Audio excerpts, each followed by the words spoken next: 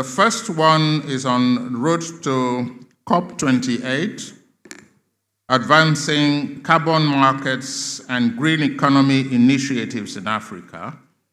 So we'll have 30 minutes within which to try and tackle these issues, and then thereafter we'll go for lunch.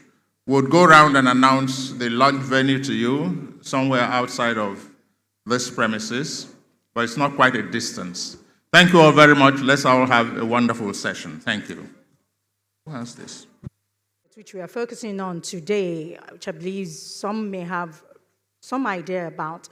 It was in Article 6.4 of the Paris Agreement, remember, when then people were talking about, oh, we need solutions. So in Paris, that was in 2015, we have this Paris Agreement where we hope to limit temperature rise, the increase, to 1.5 degrees Celsius or 2 degrees Celsius, so that we don't just warm ourselves to death. But then it was last year at Sharm el-Sheikh in Egypt that the African Climate Market Initiative was launched. And then we started talking about this carbon market, and everybody was wondering, okay, who does it benefit? What do we hope to achieve with it?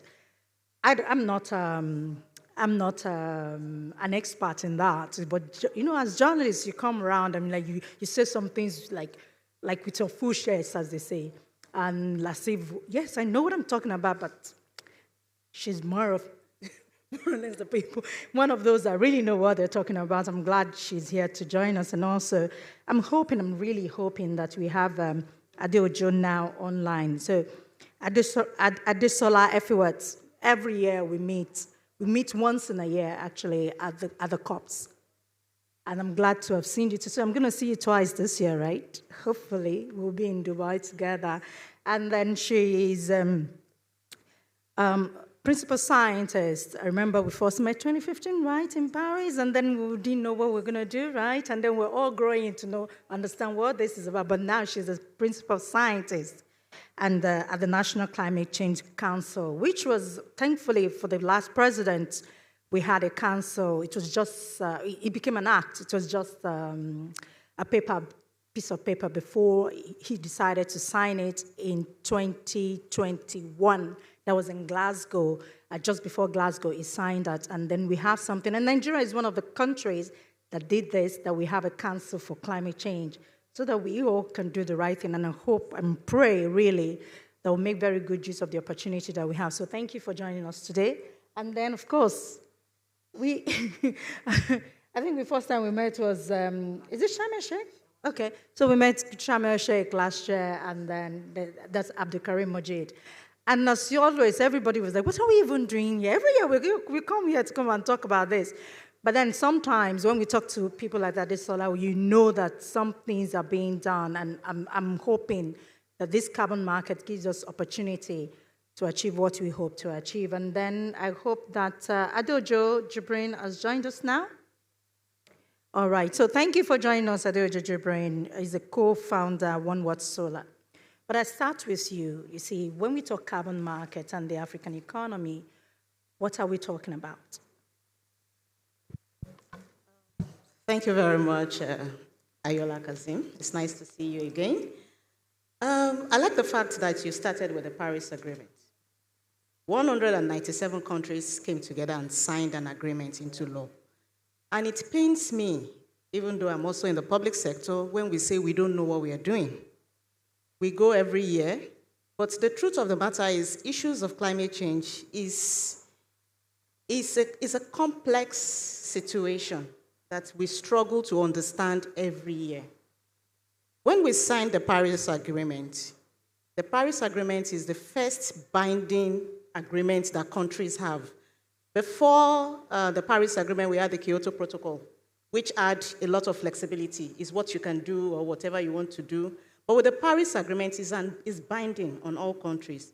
And one of the articles in the Paris Agreement is the Article 6, which says, and I decided to read it out so that I'm not adding anything to it. It's an agreement on how countries can cooperate and trade mitigation outcomes, which we know as carbon credits, with each other to meet their climate targets, which is your MDCs, and also to raise ambition. We signed it. So one of the mechanisms for you to achieve that is the carbon market. The carbon market is just a system that is going to be put in place, that is going to have issues around compliance, that is going to have issues around guidelines on how do we trade this carbon credits. So you don't have a choice. You signed it into law. So you must engage it. What we need to do in country is to understand it and tell ourselves how best can we approach this. So I'll stop there for now. Thank you. I know that Adeojo is one of those, when you talk about solar and the rest of them, so those are the measures. You mentioned NDC, that's nationally determined contribution. That's what Nigeria decided to do, like, oh, we are going to this meeting, and then we decided that this is what we're going to do. So nobody is forcing Nigeria to do any of this. So we said, we're going to do this. So it's a national determined contribution. So we've done that, and then this year, we signed the African Carbon Markets Initiative, right? We did that. When the issue of the carbon markets now came up, Africa, the truth of the matter is for Africa, there's low capacity to really understand the process. And so there are so many initiatives that are being put in place to see how Africa can actually get the best of these initiatives, which is the Africa Climate Markets Initiative. And we joined it, because it's going to help in activating the market system in country. So, like you said, the nationally determined contributions, which we know as the NDC, started way back before Paris Agreement. When it was obvious that the Kyoto Protocol was going to end, and there's need for a legally binding instrument, there's something that we put into consideration for all countries, which is your common but differentiated responsibilities, is what can you do in terms of your capacities? And those were the things that were known as the NDCs. So if we come together and say, this is what Africa or Nigeria can do, this is what Rwanda can do, then we put it together and say, okay, this is how best we're going to meet climate action. So your NDC is binding on you. And the carbon market can serve as an opportunity for you to meet your NDC, and in addition to drive climate finance. But I'm sure as we go deeper into the conversations, we will talk about what opportunities are there, and then maybe the disadvantages, if possible. So we go to Adeojo now, and I want to know how the carbon market is measured, and then what are the metrics that we use, you see, in the implementation of the market, of the metrics. Adeojo, please. He's joining us online. I think you're muted. We can't hear you. We can't hear you. You see, my job as a producer, what I do is I make sure everybody's microphone and everything, I can hear them before they come, which is why I was wondering if you was with us online. Hello, can you hear me? Yes, I can hear you. If you do this online, on television, my boss, you'll get a memo. So we are live. So please make sure there's sound before we come to him. Thank you very much. So you can join us now. So I asked, how can we measure the carbon market? And then what are the metrics we are using for the measurement of this implementation? Yeah, okay. Thank you so much for the question, and it's good to be here again. Good afternoon, everyone. So there are a couple of standards, globally, but the two major ones that we use internally is the gold standard and the Vera standard. So for solar business, before we can even start to account or track any carbon credit, the first thing is there needs to be a baseline study. So a baseline study is a study that shows you the volume of CO2 emission that a particular project or enterprise is emitting. And then based on that baseline, that is why you're now introducing this new solution of technology, be it solar or any green project or opportunities or technology out there. So based on that, all these two standards, alongside other standards, they have those metrics that there's a calculator for them, so that you don't have to crack your mind or brain on how this thing works. So all these All these kind of processes have been simplified. So there's a calculator that can be adopted, that can guide you on how to track the CO2 emission. So, for example, in the power space, if your baseline is based on diesel generator, there's a volume, there's a calculator that calculates the tons of CO2 emission that you emit per hour, per day, based on the number of hours that your generator is being used, and the size of the generator, the age of a generator. So these are the kind of things that, those that we use. And on the back of the solar, so what we look at simply is this. So let's say a generator is meant to work 10 hours a day, but with solar is now working 2 hours a day. So the 8 hours that solar and battery are providing power to your company or to your house, right? You're offsetting CO2 emission. So those emissions that you will have emitted, those are the carbon credits that you're entitled to. Now, for you to get to a ton, 1,000 kg of CO2 is not 1 hour of solar panel. It could be up to a year of 10 kilowatt solar panel. So it's not so. And the key thing I must say here, and we have to be careful as well how we present carbon credit. Carbon credit is not the reason why people like ourselves are into business. We're into business because we can make profits. We're into business because going solar or going green is cost effective, and it also expands our profitability outlook. So carbon credit is just an additionality, along the line, right? But it's not the sole reason why we go into investment. And I also would advise that other private sector, even government, not to go into green economy or green project because of carbon credit. That's not the reason why investors invest money. However, on the part of afforestation, that's another place where carbon credit is very common, majorly from government, subnational.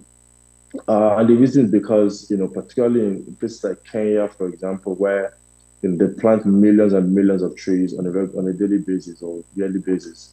So, and the reason is because, trees can adequately absorb CO2 emission in volumes, and carbon credit only make commercial sense if you're doing in volumes. Even some NGOs and advisors that are funded by foundations globally, they're actually being paid to help private sector with CO2 carbon credit accounting. They will tell you, for example, for power, they will tell you they can't do less than 20 megawatts of, advising your carbon credit, because if it's 1 megawatt, how many tons can you do in even 5 years, right? So you have to be on a large scale. So for me, for government, I recommend that government should have an aggregate solution that aggregates. For example, we have the rural education agency that do 10, 15, 30 kilowatt projects. But on that individual basis, they're not attractive to a lot of investors. But government should find a way whereby we can aggregate all these projects, and then track the carbon credit. But another point I want to make is this: you are only entitled to carbon credits as long as the project is still operational. You have to be very clear about that. A lot of projects are, delayed, suspended, stranded, different reasons, right? Because it's business, economic crisis everywhere.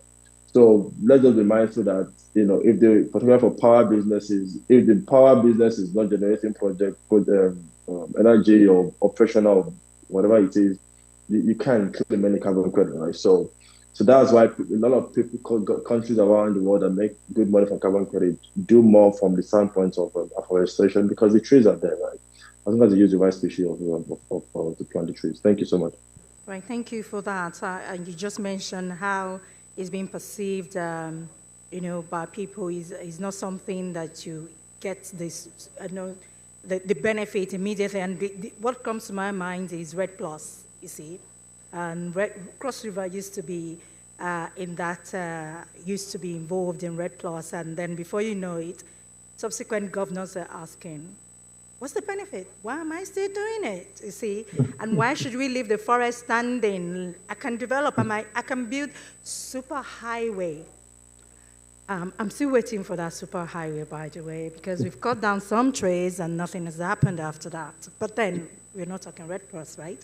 But we can still mention something. Before I go to that, is it a matter of communication breakdown, or why? What is it that the media, they tend to blame us, right? Even when they are failing, like we are not communicating right.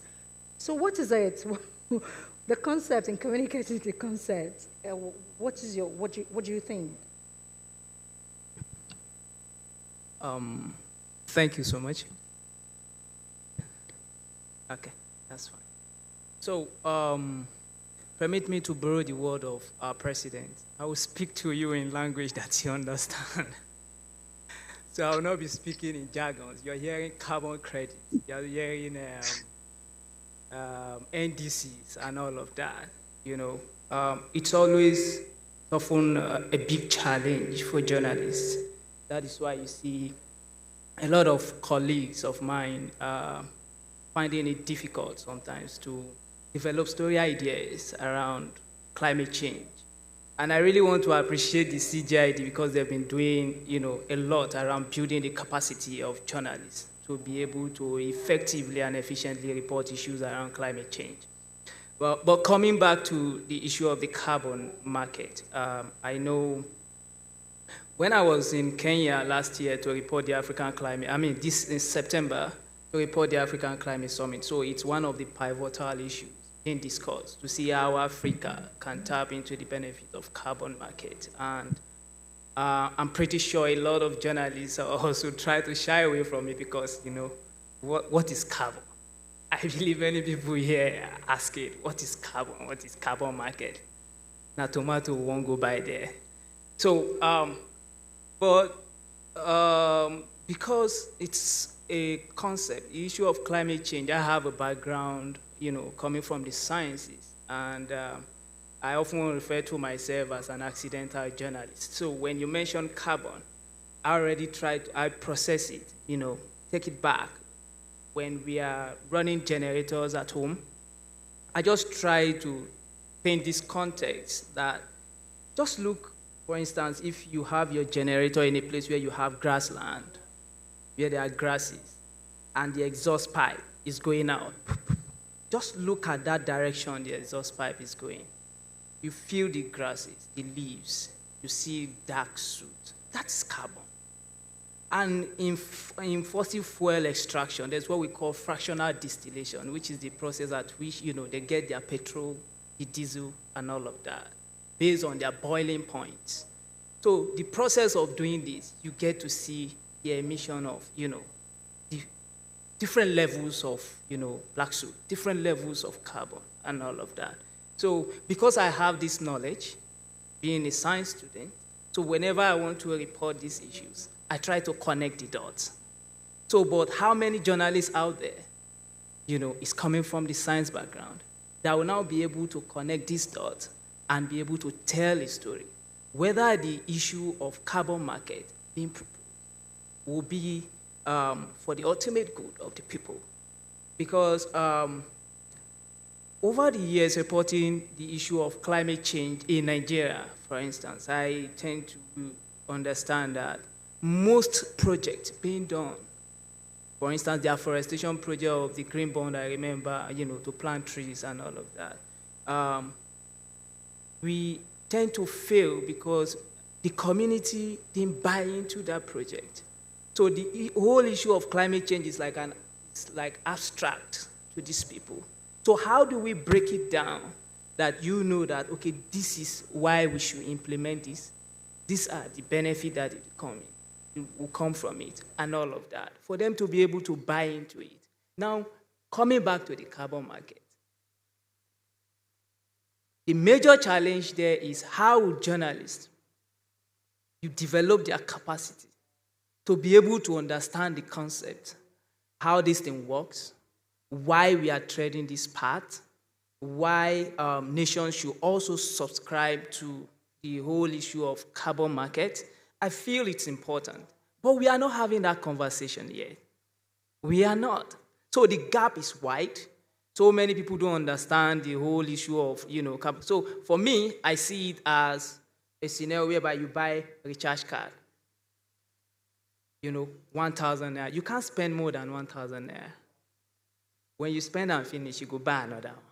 So the concept of the carbon market, I feel it's something that the government, because I remember discussing with the DG of NCC in Kenya, and he was telling me where we are in terms of developing our carbon market. And I was asking that, what about the issue of carrying people along, letting people to know what they should know in order to make informed decisions? Because when the issue of carbon market was raised during the climate conversation in Kenya, what activists kicked against is that it will lead to land grabbing. You are giving access to fossil fuel explorers to say, okay, yes, you can explore more. They have the money to buy these carbon credits. So, of course, they will be exploring. And as they keep exploring, we are also damaging the environment. So, for me, in terms of communication, I think we are not doing enough. It's important to build the capacity of journalists to be able to report the issues, and not in technical terms, but communicate it in a language where people will understand. So they will be able to make decisions. Should we tread this path or should we not? That's it for me. Thank you. Yeah. But well, I always tell the scientists, please explain it to me as if I'm 5-year-old, because they just speak as if they're, I'm like, no, just break it down, because I don't understand what I'm doing. And then for you to do a 2-minute report is as if you're studying for a PhD, trust me. And then talking about land grabbing, we heard that Dubai is acquiring some space was it in Kenya, right? In order because of carbon market, right? So now we're moving on to the opportunities, because if you stayed with us as journalists and all, especially climate activists, it's always like, no, you're just asking the polluters to keep polluting, and then what happens to places like Cross River, which is our biodiversity hotspot. But then, because of development, that's linking in with development. So just talk us through the opportunities that are there in this carbon market for communities in Cross River states, for instance. Thank you very much. Issues of climate action is two sides of a coin. There's the good part, and then there's the bad part. And I'm sure that's how life is. And people will say, Tibiti right? So I think the challenge that Africa has, and it's not just in issues of carbon market, is the low capacity and our own endemic issues, which I will not want to say here right now, but we have our own endemic issues in country. The ability to put structures in place to effectively understand and take advantage of these emerging trends that come from the developed nations is our challenge. For example, when they say we are just encouraging polluters to continue polluting, let's be frank with ourselves. The industrialized nations, what do you think they can do? Are they going to close down their coal plants? Really? They can't. They're not. US, is it Michigan or where? So the truth is, most of these factories and this highly industrialization needs copious amounts of energy. And the truth is, they believe that this is the place where they could do offsets. And that's why they are encouraging Nigeria, for example, not to use this fossil fuel. But because also we need funds, we need finance, so we're saying, yeah, we would still use it, but in a little way. But the truth is, we also need it for our own development. So the truth is, to really address these issues is going to continue for a long time. And when it's also mentioned that the media, they have challenges understanding this process, even policymakers have the same challenge. Like what Jubril said earlier on, he mentioned the tons and tons of CO2. For one carbon is 1,000 tons of CO2. So if you really look at it, and for even established emission trading schemes like China or the EU, it's still less than, one carbon is still less than $10. So really, when you see people putting in money, it's not really for the carbon credits, because even for Nigeria, do we even have a price yet? How do we even go there? Our carbon market that we're trying to develop has two major instruments that we want to use. We are talking about the carbon tax. But can Nigeria talk about carbon tax right now and the people will not go mad? So it's there. It's one instrument, but we can't even use it. We are still in discussions with how best can we do it. And the second one is the carbon credit, which we all know is not even doing well in the market. But there's one thing the developed countries do. They think far ahead. This thing is in the Paris Agreement. One day, maybe it will work and they will cash out. That's what they do. So they spend so much money on research and development, knowing that one day it might work. And most times, when that one day comes, Africa will start lamenting. So there's a gap, really. As there's a gap between the policymakers and the media, there's also the gap between the research people and the policymakers. So issues of climate action is everybody's business. It's no more we are looking at government. Government must do this. Oh, National Council on Climate Change is your responsibility. No. Federal government, state government, private sector, women and youth, artisans, everybody must understand. And that is why we all need to come together and say, what can we do? Instead of saying, what are you doing? So there are several opportunities in energy generation. Look at our electricity. In terms of driving nature-based solutions, yes, they want to buy the land, but what opportunities do our communities have when they have all these enormous forests? The forests are going to belong to us forever. It's our land.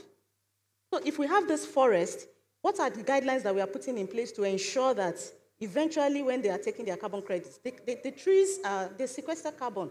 And even me, I still struggle with the difference between carbon credits and carbon offsets. Because I heard that if you reduce or sequester the carbon, it's not a credit. I'm still struggling with that. I'm reading every day like I want to do PhD. So there are several opportunities, which one is climate finance, driving climate finance to our system, to our country. Because the truth is, that 100 billion that the developed countries promised us is not going to come. So if they're going to put it in projects, how can we ensure that we benefit from it? So in terms of energy, in terms of job creation, building new skills, we talk about just transition now. New skills must be there. There must be new skills, there must be finance, there must be galvanizing our local communities to be able to feed themselves. When those projects come, we have forests, they can do ecosystem services. There are so many projects and programs that can be done, that we can benefit from. Then later we worry about the credits.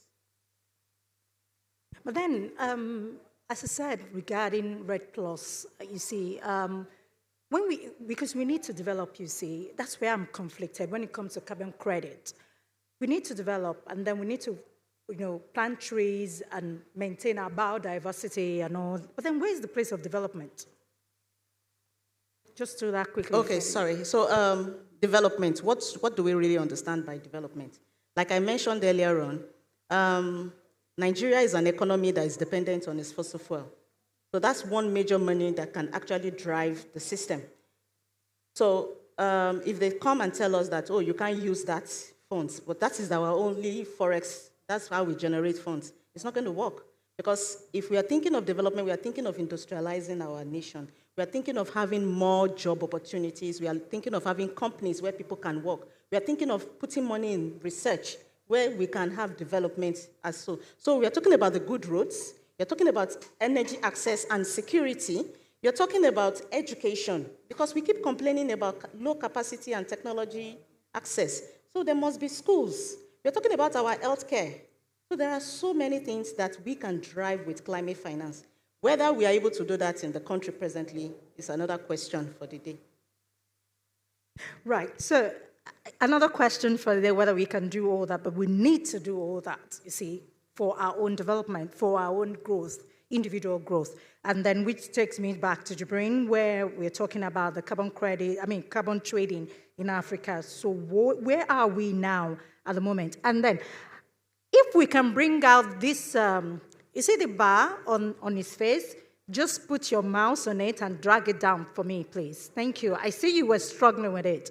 That's how we do it. No, it's not you, Jubril. It's the person there just put the mouse on it, drag it down. It's going to leave his face. Thank you very much. So kindly answer that question for us. Can we see him? Oh, he's still there. All right, we'll live with it. You're muted. You're muted.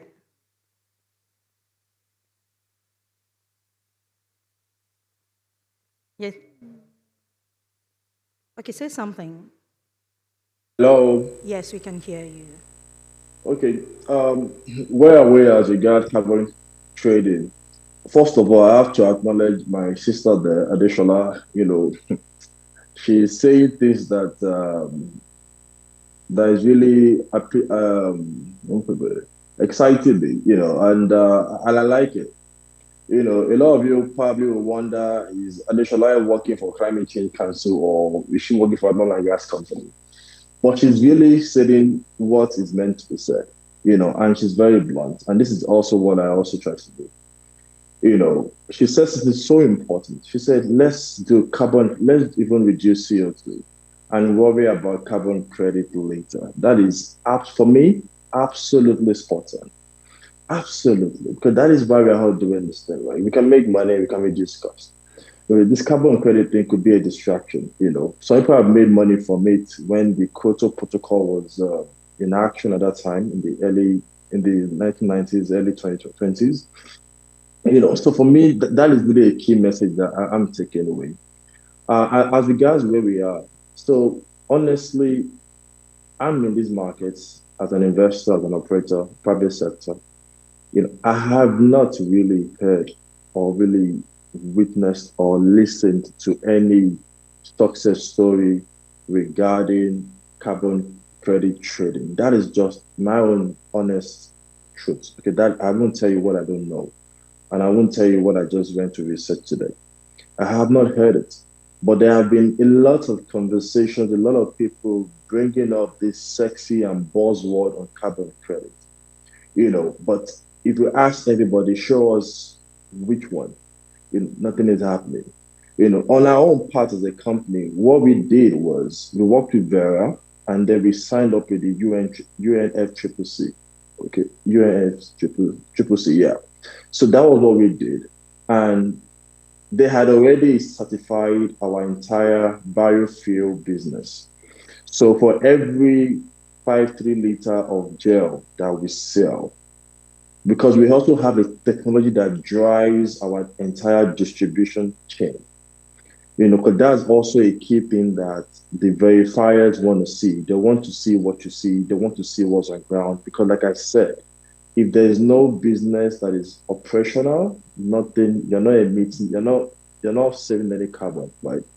So therefore, we leverage on technology, on blockchain technology actually, whereby our verifiers will on the laptop track all our distribution, can even engage with our distributors across Nigeria, across West Africa.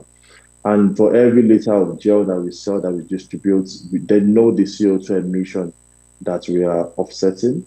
And then the carbon credit that we get, we share it amongst our various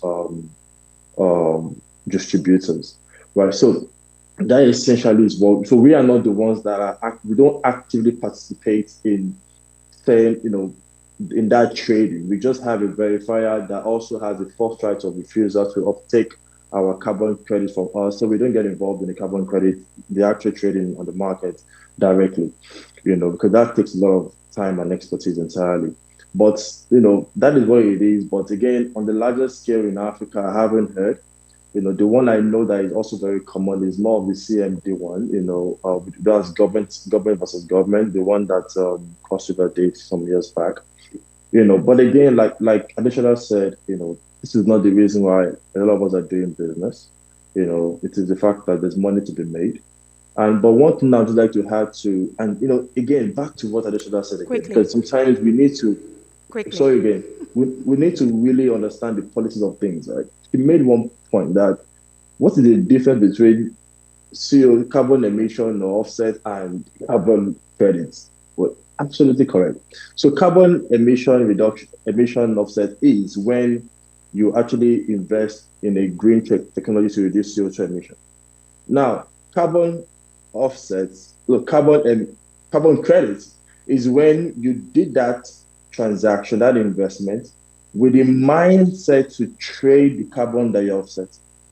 Meaning that there's a Western protocol that you have to buy, back to that money part of the thing. So these are the politics that that is not so favorable to African countries, But again, these are the kind of things that that is obtainable, unfortunately. Yeah. Right, thank you. Yeah. And then based on what you've just said now, is as if we have to develop something for ourselves, right? Which takes me to our next question, is these polluters keep polluting because of the benefit of carbon credit. But then, that's the impression people have, right? So as media people, what do we need to do? How do we tell this story so that people can take, can look at the advantage and take benefit of the advantage this presents as of now? Thanks so much for that question. Okay, so, because stories about people and the way you frame the story, helps to help people to better understand the issues, how the things are. So now, and you cannot give what you don't have. And so that brings me back to the issue of the carbon trading, looking at Africa as a whole, which he mentioned. I remember engaging the United Nations, I think, Development Program, something, director, UNDP. So the guy that reviews all, I think, the 54 African countries, climate action, so they have a project there. So governments of these countries often communicate the kind of climate action project they intend to implement in their country to them. So it is based on the recommendation that the government gives, that these guys come into that country to see how they can maybe invest or bring investors or fund projects around that. While he was presenting, it was shocking to see that among all the, he was reviewing countries by countries, recommendation. It was shocking that I looked through and there was nowhere I saw where they indicated that there is a need to build the capacity of journalists to report climate action. I now stood up there in the meeting in Kenya. I asked him, why is it that journalists are not included in this? He said, we only act on what the government, but I will take this back home. So right there, it struck me, because we tell the story of the rural communities. You are only up there. So the journalist that is to tell that story is going there blank. You don't even know the climate action going on in that country. To be able to better communicate to people that, look, this is what is going on. This is what this is all about. This is how you can also promote local actions. There are local solutions being promoted. I mean, when you visit some of these communities, you see climate-smart practices being adopted, especially in the midst of the fluctuating weather event that we are having currently. And I'm also happy that we have some, let's say, like some of these people that owns oil palm plantations. So there is this group that check them to ensure that they have what they call HCVs, high conservation, I think, areas or something, where you don't disturb the forest, you allow it to be there. Because we know that the best way to sequester your carbon is by planting these trees and all of that. So it is important that you let the journalists understand this climate action, so they'll be able to better tell the story in a way that it will drive sustainable impact, and then we'll be able to achieve the green growth that we are all yearning for. I hope they are listening, because we need to keep learning to tell the stories better. I don't know if, I know they told us like 10 minutes the other time, 1 or 2 questions, and please make it quick. All right, please. I can see only 1 question. Okay, 2. All right, thank you. So we'll take only 2, and please make it very brief so that they can have time to answer them. Thank you very much. Can we be quick, please? Thank you. Your name and where the organization you're from. Thank you. Thank you. My name is Professor Shehu Mohammed Tijani from Economics Department, Bayero University, Kano. My question to the members of this panel is the issue surrounding this carbon credits or market. Now, a market basically has two sides, the demand side and the supply side, and the price that determines the behavior of the two sides. So I want to know from the panel, who are those that constitute the demand side, the people that constitute the supply side, and who determines, how is the price of this carbon determined in the market? Thank you very much. Thank you, sir. I think the polluters determine the price. All right. Okay, my name is Yaya Adamu, and a younger delegate. My question is that how can we come about to put structure in terms of climate action and also green economy in Africa at large? Structure of climate action and green economy. And green economy. Thank you. Do you want to start? You would take the two together. Thank you, Prof. The demand side and the supply side sometimes is just one whole side.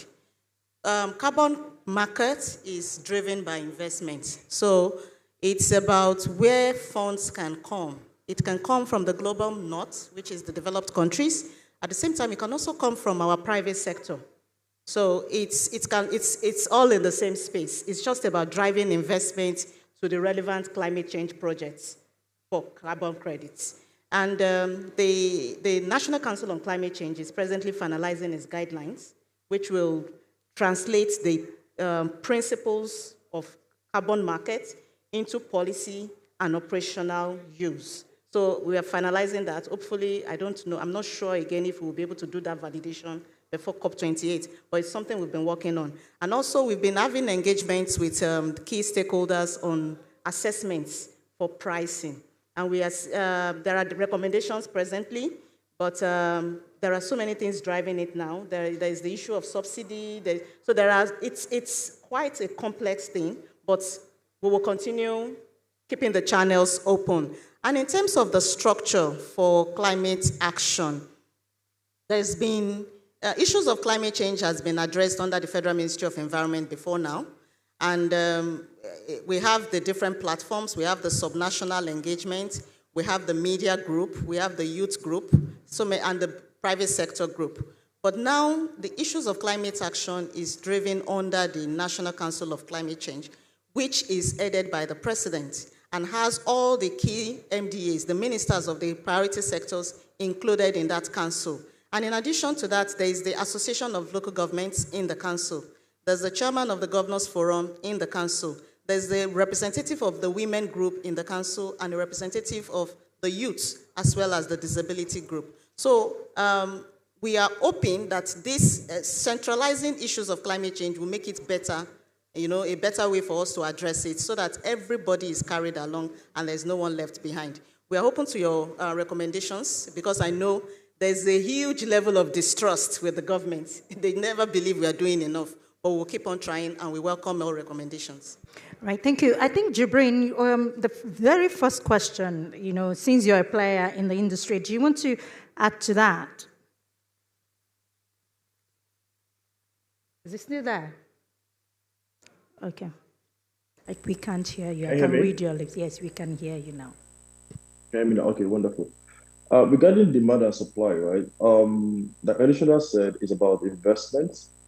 But the other thing is, when we start promoting a lot of net zero, carbon neutrality, what that essentially for me is saying is, well, we can't change everything, which we all know, right? And again, what are the penalties if we really emit carbon, right? Because if the penalty is lower than buying carbon credits, I would continue to emit the carbon. If that is even if there's a penalty, right? So just the same way people are flaring gas flaring, for example, the fine is so minimal compared to what the money they're making or everything like that. So what is the incentive? What are the sanction levels carbon tax. Who says carbon tax needs to start nationally? Carbon tax can start from the oil and gas sector. From the people, it can start from there. It can be a graduated implementation, right?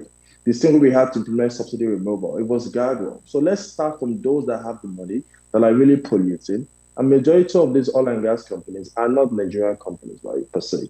So let's start taxing from there, because if they're not going to send us the $100 billion, that should have said the money are going to come to Africa, which I also believe is not going to come. The ones that are operating here, let's tax them. Carbon right. So, and that's a fact, because that's the politics of this game. And the reason why people are thinking that the government is not working enough, because I support the government on carbon finance, green finance, and climate change. They're trying their best. The only challenge is this is a highly political and confused global discourse. I must tell you. You know, I must stop nobody you now. knows what nobody knows what overrunning. America will say. Okay, sorry, there's so much to say about this. Thank you. All right. Well, I just want final word from everybody, because I like doing this every time we have this, because most times we talk about the problem, but can we get it right? I start with you, Jubril. In 15 seconds, can we get it right? The answer, it is yes. But here's the point, right? We should not say we want to get it right because someone is telling us to get it right from outside our country. It is good to go green. It's cheaper, it's sustainable, it creates more jobs, it reduces health issues. So it's good, but we have to do it on our own terms, with our own structures, and that is the way it's going to be. Not because someone is saying you should do it and carbon credit is going to make us do it more. No, it is good for business, it's good for life, for living, to go green. So and how can I benefit as an individual in the carbon credit market? You still want the carbon credit market again? All right, no, you don't have to answer that, really. Please, can we get it right? Yeah, I think we can, if we are able to be transparent and accountable in what we do. Transparent in the sense that in terms of climate action, like he mentioned, the primary objective of climate action is to see how we can, reduce emission and meet up with our NDC targets as enshrined, in the document we submit that was submitted to the UNFCCC. So when we are taking these actions, when we are saying we want carbon trading, carbon market, I think it should all be something that we ensure that we should ensure that we put the people in mind, and not something that all we are thinking about is the money that comes in, the investment, the finance, we just want to get rich. But we know that climate change effects that we are seeing is affecting people in the grassroots. So when we are taking out, we should take into cognizance the socio-economic, implication of, we can. Thank you. Government, can we get it right? Yes, and it's everything Jubril and Karim said. And most importantly, getting it right means taking people out of poverty, ensuring that people have a reason to live. People have a reason to wake up tomorrow, with the hope that today is going to be better. Thank you. And talking about climate change, it actually begins with you. That's it. Just do your bit. And thank you very much for joining us. We see you after lunch.